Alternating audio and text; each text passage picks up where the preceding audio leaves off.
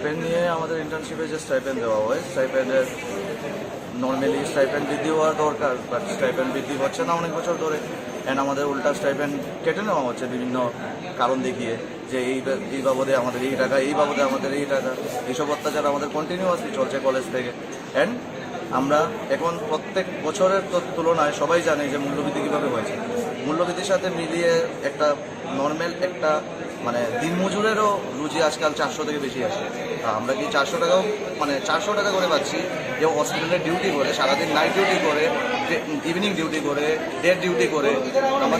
আমাদের কোনো মানে এইভাবে আমাদের ভয়েসকে সবসময় দাবানোর চেষ্টা করা হয়েছে যে আমরা অ্যাপ্লিকেশন এর আগে কলেজ অথরিটিকে দিয়েছি, জানিয়েছি। আমরা অলরেডি 2 সপ্তাহ আগে কলেজ অথরিটিকে জানিয়ে দিয়েছি যে আমাদের রিলস দরকার, বাট এখন পর্যন্ত কোনো রেসপন্স আমাদের আসেনি।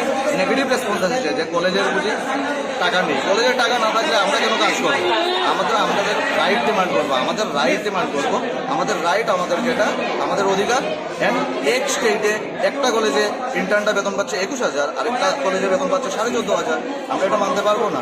ডিউটি তো এমন তো না যে ডিউটি ওদের তুলনায় আমরা কম করতে হচ্ছে। 14,500 আমরা পাচ্ছি না, আমরা 12,500 পাচ্ছি। হোস্টেলের জন্য 2,000 টাকা কেটে নেওয়া হচ্ছে, যেটা গত বছর থেকে এই অত্যাচার শুরু হয়েছে। এর আগে কোনোদিন হোস্টেলের নামে কোনোদিন ইন্টার্ন থেকে টাকা নেওয়া হয় না।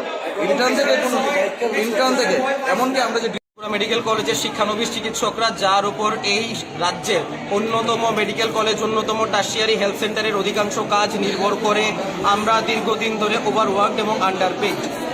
আমাদের আজকে এই শান্তিপূর্ণ আন্দোলনের ফলে আমরা কর্মবিরতি ঘোষণা করেছি। আপনারা সবাই জানেন আমাদের বেতন ভাতা 2017-18 সালে বাড়ানো হয়েছিল শেষবারের মতো। এখন 2022-23 সাল। 2017-18 সালের সঙ্গে 2022-23 সালের অর্থনৈতিক অবস্থার কি কোনো তুলনা করা যায়? সত্যি কি করা যায়? মুদ্রাস্ফীতি বলুন, মূল্যবৃদ্ধি বলুন, জিনিসপত্রের আগুন দ্রব্যমূল্য বলুন, সব কিছুর ক্ষেত্রেই তো আমরা আন্ডারপেড। এবং তাই জন্য আমরা অনির্দিষ্টকালের জন্য কর্মবিরতি ঘোষণা করেছি।